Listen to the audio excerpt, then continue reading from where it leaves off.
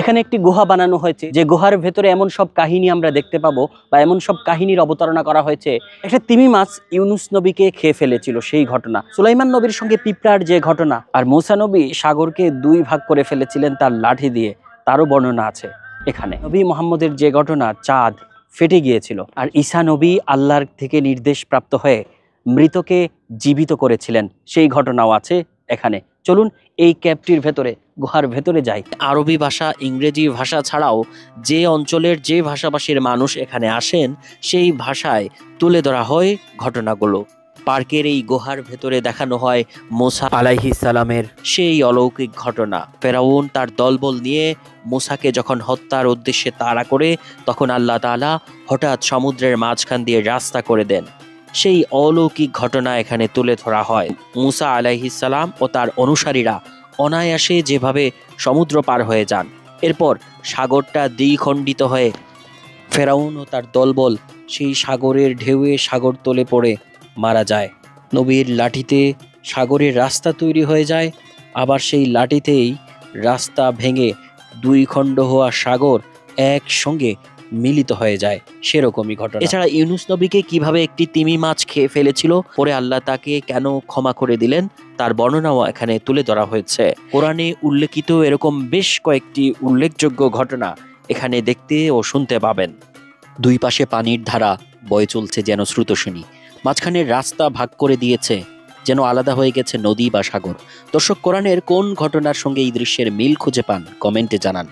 কোরআনের এমন নিদর্শন দিয়েই এই পার্ক বানানো হয়েছে। মহাগ্রন্থ আল কোরআনে যেসব ফুল, ফসল, গাছ, বৃক্ষের বর্ণনা আছে, সেটা দিয়েই একটা পার্ক সাজানো হয়েছে দুবাইতে, তার নাম কোরআনিক পার্ক। এই পার্ক সাজানো হয়েছে কোরআনে উল্লেখ করা বৃক্ষরাজি ও নবীদের কেরামতি দিয়ে। বিশ্বে এই প্রথম কোরআনে উল্লেখ থাকা উদ্ভিদ, বৃক্ষ ও ঘটনাবলী দিয়ে নির্মাণ করা এই পার্ক নাম কোরআনিক পার্ক। 64 হেক্টর আয়তনের এই পার্কটিতে কোনো টিকিট ছাড়াই দর্শনার্থীরা প্রবেশ করতে পারবেন। কোরআনে আল্লাহ তার অস্তিত্ব জানান দিতে নবীদের মাধ্যমে যেসব অলৌকিক ঘটনাবলীর জন্ম দিয়েছেন, তার আলোকে বিভিন্ন কর্নার ও বাগানের মাধ্যমে সাজানো হয়েছে এই পার্ক। দুবাইয়ের আল খাওয়ানিস নামক স্থানে এই পার্ক, যা ইসলাম ও পবিত্র কোরআন সম্পর্কে দর্শনার্থীদের আগ্রহী করে তুলছে। কোরআনে উল্লেখিত গাছের সমন্বয়ে 12টি উদ্যান রয়েছে পার্কটিতে, পাশাপাশি জান্নাতের নহর বোঝাতে কৃত্রিম হ্রদ বানানো হয়েছে। আধুনিক প্রযুক্তিকে কাজে লাগিয়ে এখানে রয়েছে ডিজিটাল থিয়েটার, যেখানে কোরআনের বিভিন্ন ঘটনা অবলম্বনে নির্মিত ভিডিও দেখানো হয়। অন্যান্য পার্কের মতো বাচ্চাদের খেলার সুবিধাও রাখা হয়েছে এখানে। ওয়াইফাই ও ফোন চার্জিং স্টেশনের পাশাপাশি দর্শনার্থীদের বসার জন্য রয়েছে সুন্দর ব্যবস্থা।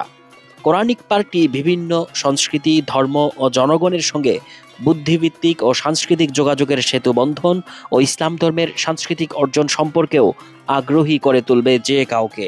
এই পার্কে অন্য ধর্মাবলম্বীদের প্রবেশেও নিষেধ নেই। পার্কের ভেতরে ঘুরে চলছে ঘুঘু, কবুতর, শালিক সহ নানা ধরনের পাখি। কোরআনিক পার্কে 4টি বিভাগ আছে: গুহা, গ্রিনহাউস, লেক ও অর্চার্ড বা বিভিন্ন প্রজাতির গাছ, শস্য, মশলা ও ফুলের বাগান, আর সারি সারি খেজুর গাছ। গাছে ঝুলে আছে টসটসে খেজুর, আছে খেলার জায়গাও। এই গুহা কোরআনিক পার্কের অন্যতম প্রধান আকর্ষণ। এখানে প্রবেশ করতে হলে নির্দিষ্ট ফি দিতে হয়। জনপ্রতি 5 দিরহাম দিয়ে প্রবেশ করতে পারবেন এই গুহায়। এই দর্শনীয় মানুষের হাতে তৈরি গুহাতে ইন্টারেক্টিভ ডিসপ্লে আছে। এর মাধ্যমে পবিত্র কোরআনে উল্লেখিত 7টি অলৌকিক ঘটনা দেখানো হয়, নবীদের মুজিজা তুলে ধরা হয়। সেখানে আরবি ভাষা ও ইংরেজি ভাষা ছাড়াও বিভিন্ন ভাষায় তা বর্ণনা করা হয়। এটা সুবিশাল এবং সজ্জিত একটা গ্রিন হাউস, নাম দেওয়া হয়েছে গ্লাস হাউস। এটি উদ্ভিদবিদ্যা উৎসাহীদের জন্য একটা বিশেষ দর্শনীয় স্থান। এতে কোরআনে উল্লেখ থাকা বহু প্রজাতির গাছ আছে, যার প্রত্যেকটির কথা পবিত্র কোরআনে উল্লেখ করা হয়েছে। এছাড়া হাদিসে উল্লেখ আছে এমন গাছের সন্নিবেশ দেখা যায় এখানে। দ্বিতল বিশিষ্ট এই গ্রিন হাউসে প্রবেশ করলে মন প্রাণ জুড়িয়ে যায়। সেখানে দেখবেন জাফরান, আঙ্গুর, কলা, গম, ভুট্টা, তুলসী, বার্লি, জলপাই গাছ, লেবু, ডালিম সহ বিভিন্ন উদ্ভিদ। প্রায় 750 বছর পুরনো জলপাই গাছ এটি। গ্রিন হাউসের প্রবেশদ্বারে এই সাইনবোর্ডে সব গাছের কথা উল্লেখ রয়েছে। পবিত্র কোরআন এবং হাদিস শরীফে যেসব নহরের কথা বলা হয়েছে সেসবেরও নিদর্শন আছে এখানে। আর আসহাবে কাহফের সেই বিখ্যাত ঘটনাও এখানে দেখা যায়। কোরআনিক পার্কে বিশ্রামাগার এবং নামাজেরও স্থান আছে। চাইলে সবুজ গালিচায় বসে দর্শনার্থীরা বিশ্রাম করে নিতে পারেন। সপরিবারে খাবার নিয়ে গিয়ে পার্কের মধ্যে বসে আয়োজন করতে পারেন। কোরআনিক পার্কে ঘুরতে যাওয়ার আদর্শ সময় শীতকাল। গরমে গেলে বিকেলে যেতে হবে, কারণ তীব্র তাপদাহ চলছে দুবাইতে। এই পার্ক প্রতিদিনই খোলা থাকে সকাল 8টা থেকে রাত 10টা পর্যন্ত। তবে রমজান মাসের সময়সীমা পরিবর্তিত হয়। দুবাইয়ের কোরআনিক পার্কের অবস্থান হলো দুবাই শহর এলাকা থেকে প্রায় 30 থেকে 40 কিলোমিটারের মধ্যেই আল খাওয়ানিজ এলাকায়। দুবাই শহরের ভেতর থেকে এখানে যেতে 25 থেকে সর্বোচ্চ 30 মিনিট সময় লাগে। ফেসবুক বা গুগলে কোরআনিক পার্ক লিখে সার্চ দিলে লোকেশন পাওয়া যাবে। দর্শক, গুহা এবং গ্লাস হাউস কোরআনিক পার্কের সবচেয়ে আকর্ষণীয় জায়গা, কারণ এই গ্লাস হাউসের ভেতরে আপনি এমন সব উদ্ভিদ গাছ দেখবেন যা আপনি কোরআনে পড়েছেন। আর গুহার ভেতরে এমন সব ঘটনা দেখানো হয় যা আপনি কোরআনে শুনেছেন, কোরআনে দেখেছেন, কোরআনে পড়েছেন। এটি গ্লাস হাউস, যার ভেতর দিয়ে এই মুহূর্তে হাঁটছি। এখানে একটি জয়তুন গাছ আছে যার বয়স 750 বছরের বেশি, আর এটি খুব সম্ভবত স্পেন থেকে আনা হয়েছে। এখানে আপনি যে দিকেই হাঁটবেন কোরআনে বর্ণিত আছে এমন সব বৃক্ষরাজির দেখা পাবেন। সেগুলো এখানে সাজিয়ে রাখা হচ্ছে বা কোনোটির জন্ম এখানে হচ্ছে।